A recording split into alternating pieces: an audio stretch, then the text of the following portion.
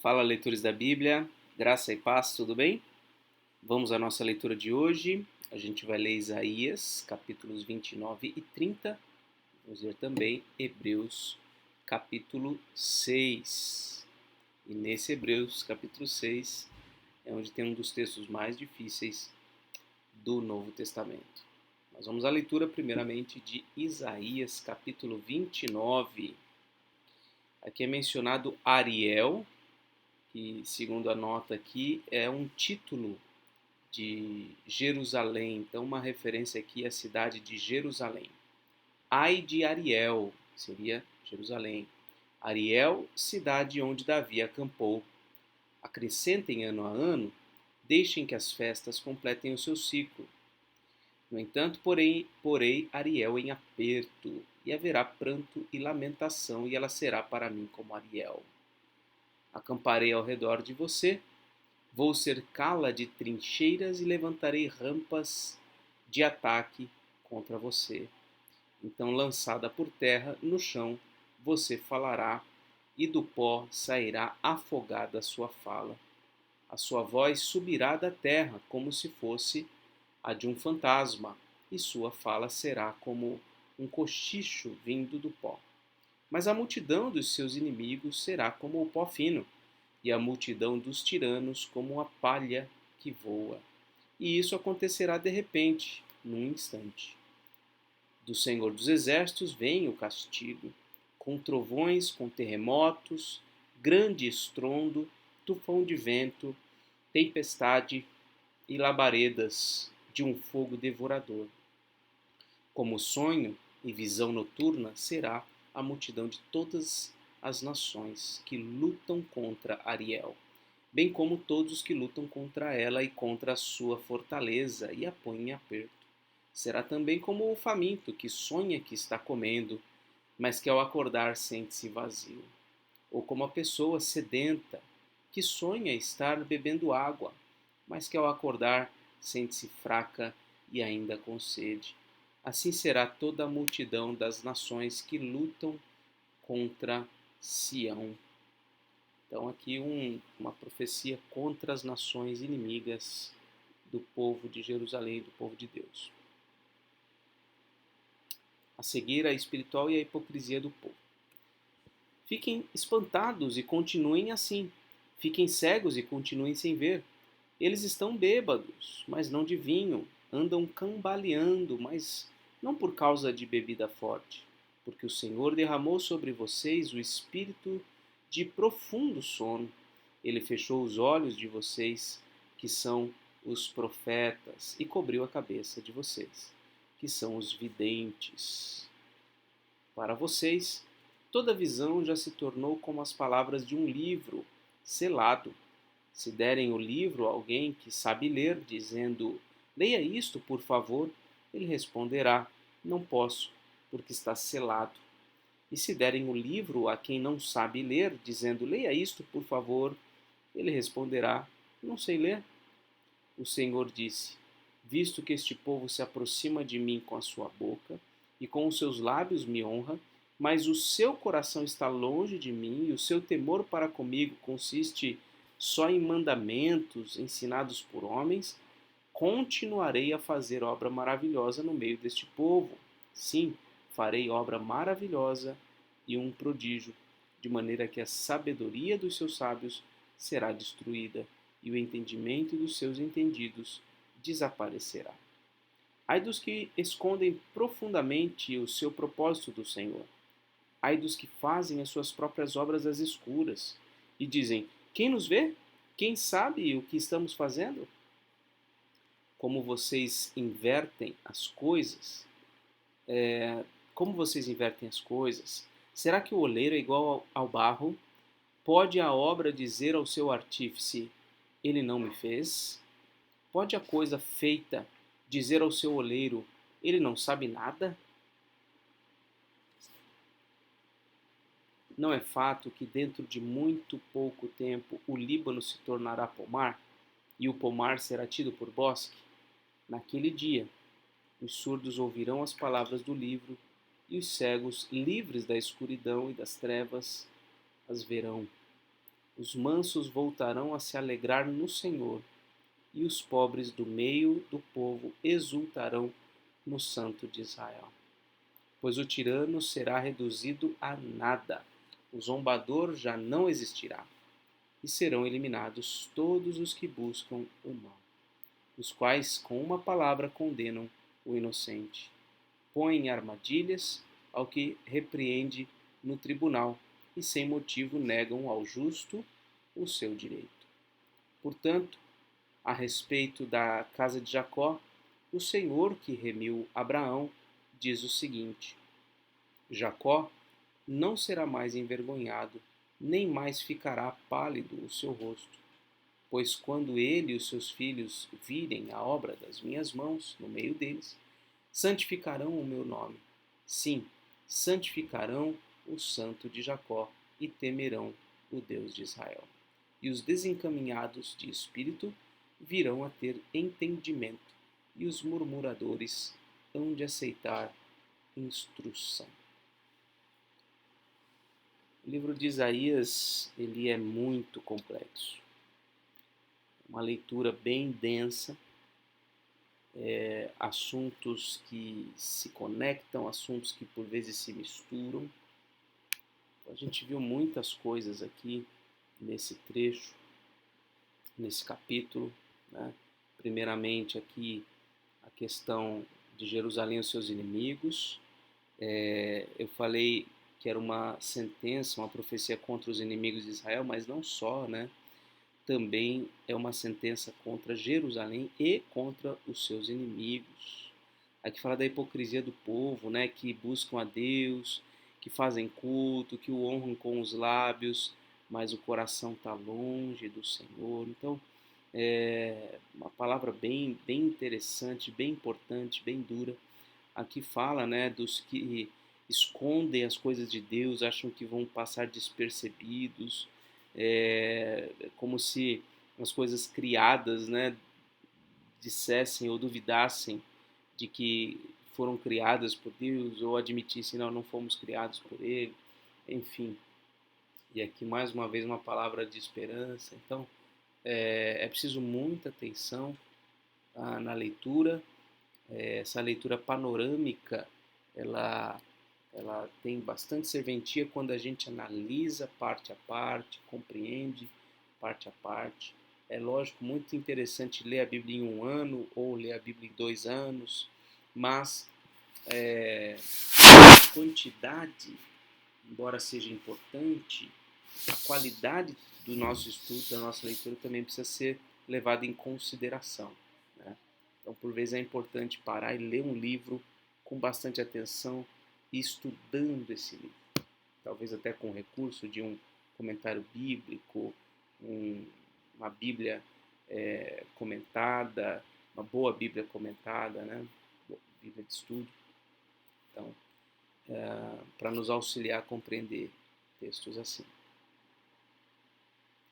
Ai dos filhos rebeldes, diz o Senhor, que executam planos que não procedem de mim e fazem alianças sem consultar o meu espírito para acrescentarem pecado sobre pecado. Olha só, o pecado de fazer planos sem buscar a direção de Deus. Eles descem ao Egito sem me consultar, buscam refúgio em Faraó e abrigo à sombra do Egito. Mas o refúgio de Faraó se transformará em vergonha para vocês. E o abrigo na sombra do Egito resultará em humilhação, porque os príncipes de Judá já estão em Zoan e os seus embaixadores já chegaram a Anis. Mas todos ficarão envergonhados por causa de um povo que não os ajudará em nada, que não os servirá nem de ajuda, nem de proveito, porém de vergonha e de vexame. Sentença contra a besta do sul. Atravessando a terra da aflição e da angústia, de onde vem a leoa, o leão, a víbora e a serpente voadora? Os embaixadores levam as suas riquezas em lombo de jumento e transportam seus tesouros sobre as corcovas de camelos. Levam as suas riquezas e os seus tesouros a um povo que não lhes será de proveito algum. Pois, quanto ao Egito, o seu auxílio é vão e inútil, pois eu o chamo de besta, que nada faz. Então, essa aqui, em hebraico, a palavra Raabe. Interessante, uma referência aqui ao Egito.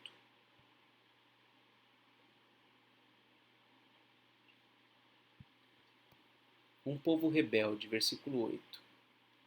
Agora vai e escreva isso numa tabuinha diante deles. Escreva-o num livro, para que fique registrado para os dias vindouros, para sempre, perpetuamente.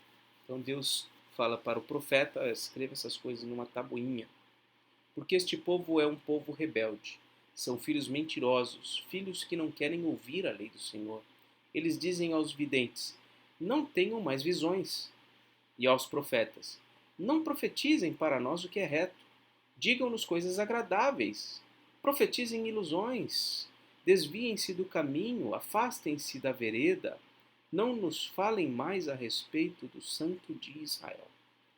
Então veja, ele está dizendo aqui que o povo não queria nada com a palavra de Deus. Queria é que os pastores, os profetas, o pessoal que falasse coisas que fossem agradáveis, que os animassem, que dessem, né, uma força, uma energia para eles. Não a palavra de Deus pura e simples.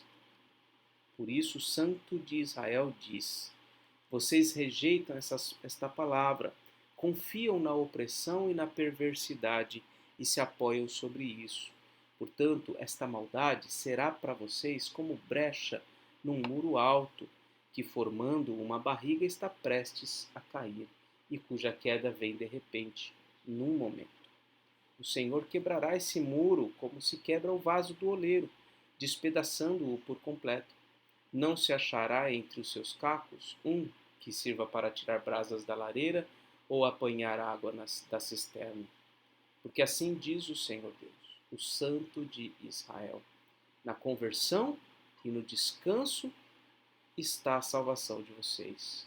Na tranquilidade e na confiança reside a força de vocês, mas vocês não quiseram. Olha só, a salvação está em descansar, não está em ficar lutando. A salvação está em estar tranquilo e confiante em Deus e não em ficar agitado procurando soluções. Pelo contrário, disseram, nada disso. Nós vamos fugir a cavalo. Portanto, vocês fugirão. E vocês disseram, vamos cavalgar sobre cavalos ligeiros. Portanto, ligeiros serão aqueles que perseguem vocês. 1000 homens fugirão pela ameaça de apenas um. Pela ameaça de 5, todos vocês fugirão, até que sejam deixados como um mastro no alto do monte e como um estandarte no topo da colina. Por isso o Senhor espera para ter misericórdia de vocês e se levanta para se compadecer de vocês, porque o Senhor é Deus de justiça. Bem-aventurados todos os que nele esperam. Palavras preciosas. Porque o povo habitará em Sião, em Jerusalém. Vocês não vão chorar mais. Ele certamente se compadecerá ao ouvir o clamor de vocês, e ouvindo-o, lhes responderá. Embora o Senhor lhes dê pão de angústia e água de aflição, os mestres de vocês não se esconderão mais. Vocês os verão com os seus próprios olhos. Quando vocês se desviarem para a direita ou para a esquerda, ouvirão atrás de vocês uma palavra, dizendo, este é o caminho, andem nele. Vocês tratarão como impuras as imagens esculpidas, cobertas de prata, e as imagens de fundição revestidas de ouro. Vocês as jogarão fora como coisa impura e dirão a cada uma delas, fora daqui. O Senhor lhes dará chuva para as sementes que vocês semearem na terra, e também lhes dará o alimento que a terra produzir, o qual será farto e nutritivo. Naquele dia, o gado de vocês pastará em lugares espaçosos. Os bois e os jumentos que lavram a terra comerão forragem com sal, espalhada com pá e forcado. No dia do grande massacre, quando caírem as torres, haverá ribeiros e correntes de água em todos os montes altos e em todas as colinas elevadas.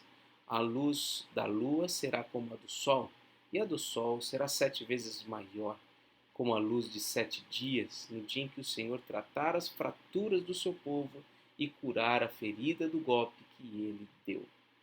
Olha só, serão dias quentes, hein?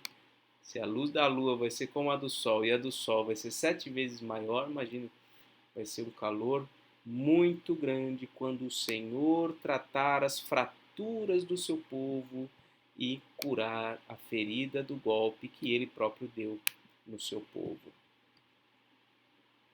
Eis que o nome do Senhor vem de longe, ardendo na sua ira, no meio de espessas nuvens.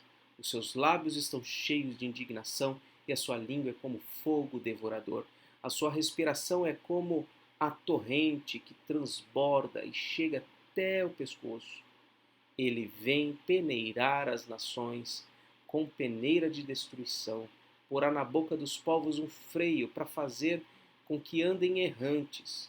Vocês cantarão como nas noites em que se celebra uma festa santa.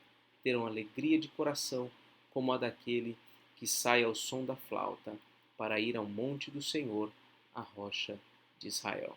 O Senhor fará ouvir a sua voz majestosa e fará ver o golpe do seu braço, que desce com indignação de ira, no meio de chamas devoradoras, de chuvas torrenciais, de tempestades e de granizo, porque a Assíria ficará apavorada com a voz do Senhor, quando ele a ferir com o seu bastão. Cada pancada castigadora que o Senhor lhe der com o bastão será ao som de tamborins e harpas. Ele combaterá desferindo golpes contra eles, porque há muito está preparada a fogueira, sim, preparada para o rei. Ela é profunda e larga, com fogo e lenha em abundância.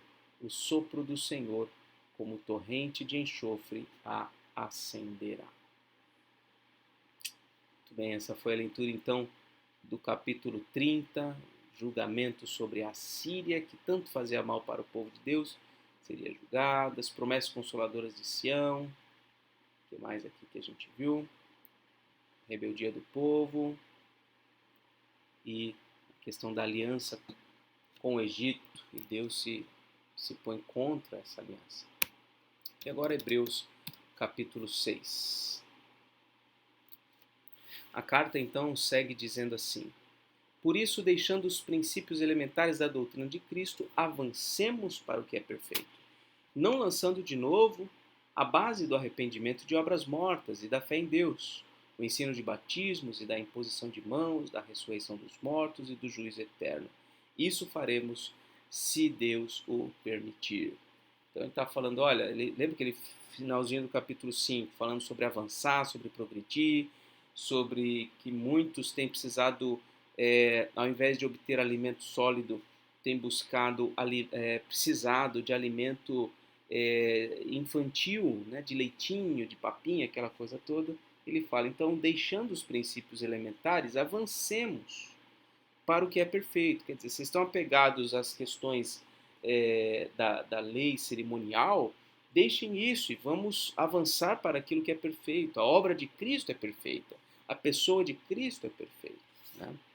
E aí, versículo 4, ele diz, é impossível, pois, que aqueles que uma vez foram iluminados, provaram o dom celestial, se tornaram participantes do Espírito Santo, provaram a boa palavra de Deus e os poderes do mundo vindouro e caíram, sim, é impossível outra vez renová-los para arrependimento, visto que de novo estão crucificando para si mesmos o Filho de Deus e expondo-o à zombaria.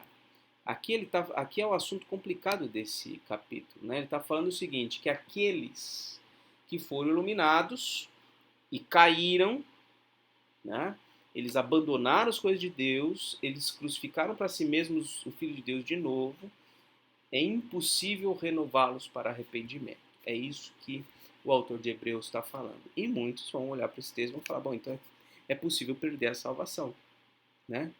porque eles foram iluminados, eles provaram o dom celestial, eles se tornaram participantes do Espírito Santo, eles provaram a boa palavra de Deus, os poderes do mundo vindouro. Quer dizer, eles tiveram tantas experiências e eles caíram e agora é impossível retornar, ou seja, é possível perder a salvação. Né? Vamos continuar fazendo a leitura e depois eu volto aqui para a gente compreender essa questão. Tá? Porque a terra que absorve a chuva, que frequentemente cai sobre ela e produz plantas úteis para aqueles que a cultivam, recebe bênção da parte de Deus. Mas, se produz espinhos e ervas daninhas, é rejeitada e está perto da maldição, e o seu fim é ser queimada. Irmãos, aqui já está basicamente a resposta, né, da questão aqui. O que acontece? O que está acontecendo aqui? O autor de Hebreus não está falando que pessoas salvas perderam a salvação. Aliás, essa é uma bandeira bíblica e trazida à tona pela Reforma Protestante. Uma vez salvo, salvo para sempre. Se Deus te salvou, você não perde a salvação e ponto final. É o que a gente está vendo aqui. A graça, a misericórdia de Deus, a aliança de Deus com o seu povo. É claro que pode cair em pecado, sofrer consequências e tudo mais, mas a perda da salvação não existe do ponto de vista bíblico. O que então está sendo dito aqui? Está sendo dito que é possível perder a salvação? Não. Está sendo dito o seguinte, que é possível receber a palavra de Deus, é possível ser cercado de um monte de bênçãos espirituais, é possível estar experimentando das escrituras, dos sacramentos, da comunhão, é possível estar experimentando de uma série de coisas e, no entanto, não produzir frutos dignos de arrependimento, não ter o coração regenerado. Né? Alguém pode ouvir alguma coisa assim e falar, nossa, isso é um absurdo. Isso é um absurdo. Não é absurdo.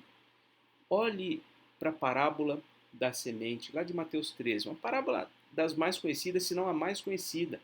Fala que o semeador saiu a semear e essa semente caiu em 4 solos diferentes. Dos 4, apenas um deles produziu fruto. O primeiro é a semente caiu à beira do caminho, veio a ave, veio Satanás, levou embora a palavra de Deus. O segundo caiu sobre um solo rochoso, que rapidamente produziu algum fruto, a plantinha cresceu e tal, mas o sol veio, queimou, a palavra de Deus simplesmente se esvaiu, não produziu fruto naquele coração e acabou. Né? Secou e não tem mais. Terceiro solo, a semente caiu em meio a solo espinhoso, né? Cercado ali dos cuidados do mundo, da fascinação das riquezas e tudo mais. Aquela plantinha ali não vingou também. Mas no quarto tipo de solo, um solo preparado, um solo adequado, que acolheu a palavra de Deus e produziu fruto a 30, 60 e a 100 por um. Depois você leia lá, se você quiser, a parábola da semente lá em Mateus 13. Então, veja só, a palavra é semeada a muitos corações, mas nem todos são salvos. Né? Quando olhamos para a igreja, nós não vemos ali, ou não podemos ver ali, ou imaginar que ali estejam. Todas as pessoas que ali estão são salvas. Né? Não é possível, não podemos chegar a essa conclusão. Que todo o rol de membros de uma igreja local é de pessoas salvas. Não é assim. Tá? Tem pessoas ali que vão por anos receber a palavra de Deus, ser batizada, vão fazer a pública profissão de fé, vão tomar santa ceia, vão trabalhar, vão fazer muitas coisas. Alguns chegarão até a ser pastores. Mas nunca foram salvos. Né? Estavam convencidos da verdade, acolheram por algum tempo a palavra. Mas a fascinação das riquezas, por diversas razões, aquele solo não estava preparado, não foi preparado por Deus, não houve regeneração. O que vai acontecer com ele? Em algum momento ele vai cair e não vai voltar mais, porque o seu coração já está cauterizado. Então, a gente não pode interpretar esse texto como o texto que defende a perda da salvação. Não. Esse sim é o texto que defende a mesma verdade da parábola da semente ou do semeador lá de Mateus 13, que é que pessoas podem sim receber a palavra de Deus e ter muitos sinais de conversão e não serem convertidas de fato. Aqui no versículo 7 e 8 explicam isso. Olha só, a terra que absorve a chuva, que frequentemente cai sobre ela e produz plantas úteis para aqueles que a cultivam, recebe bênção da parte de Deus. Esses são os salvos. Mas, se está recebendo chuva e tudo mais, mas produz espinhos e ervas daninhas, essa planta vai ser rejeitada e está perto da maldição, o seu fim é ser queimada. Quanto a vocês, meus amados, veja que o autor de Hebreus aqui ele distingue vocês a quem ele está escrevendo daqueles, olha aqui o pronome, ó, aqueles que foram iluminados, tal, receberam a palavra, não sei o que, tal, e depois caíram e nunca mais voltaram. São grupos distintos. Tá? Quanto a vocês, igreja, meus amados, ainda que falemos desta maneira, estamos certos de que coisas melhores os esperam, coisas relacionadas à salvação. Porque Deus não é injusto para se esquecer do trabalho que vocês fizeram e do amor que mostraram para com o seu nome, pois vocês serviram e ainda estão servindo aos santos. Desejamos que cada um de vocês continue mostrando até o fim o mesmo empenho para a plena certeza da esperança, para que não se tornem preguiçosos, mas imitadores daqueles que pela fé e pela paciência herdam as promessas. Então vocês são diferentes. Seja quem for o autor de Hebreus, né? Está falando com vocês, não. Vocês vão perseverar até o fim. Perseverem até o fim. Tá? Mostrando através da vida de vocês o empenho pela cada vez maior convicção da fé, da esperança e da certeza em Cristo Jesus. Porque a promessa de Deus, olha só, é imutável. Deus não faz a promessa para alguém e depois anula essa promessa. A promessa é imutável. Quando Deus fez a promessa a Abraão, visto que não tinha ninguém superior por quem jurar, jurou por si mesmo, dizendo, certamente o abençoarei, o multiplicarei e os seus descendentes. E assim, depois de esperar com paciência, Abraão obteve a promessa. É isso que precisa ter. Paciência, perseverança. Olha aqui, paciência de novo. Tá? Olha só, empenho. Tudo isso é exigido do povo de Deus. Não pode desanimar. É isso que o autor está falando.